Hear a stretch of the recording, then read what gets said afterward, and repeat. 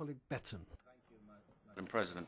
The report talks of radicalisation as though it was somehow a spontaneous phenomenon that has arisen without cause. Now, all terrorists need an ideology of some kind, if for no better reason than to justify their violence. Over the last half a century or so, we've seen Irish nationalism, we've seen Basque nationalism, all of which have a clearly identifiable political aim that they use to justify their violence. And of course the current wave of terrorism also has a clear identifiable political aim, and it's best expressed by ISIS because what they're trying to achieve is the world caliphate, the Ummah, the supremacy of their religion across the world. Now, what this report doesn't do in any way is address this ideology. It doesn't once mention the word Islam or the word jihadist, but they are mentioned in some of the 600 amendments, so that's an improvement.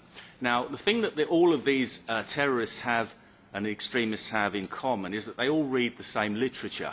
It's called the Quran, and it contains passages such as kill infidels wherever you find them, make war on infidels, strike terror into the hearts of infidels. And of course, in the Hadith, the sayings of their so-called prophet, he also says Judgment Day will not come until the Muslims fight the Jews. So given the interest of this Parliament in hate speech, I'm surprised that you haven't examined these texts in a bit more detail.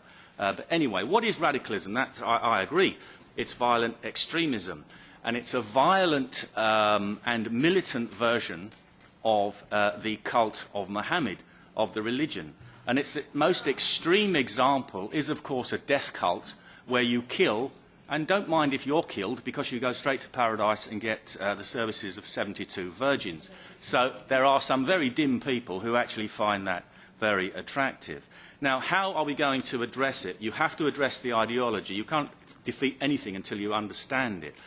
And it's an ideological struggle between the moderates and the extremists. And we had no less a person than the King of Jordan here a couple of months ago who said more or less the same thing. It has to be a struggle between the moderates and the extremists. But we have to support them.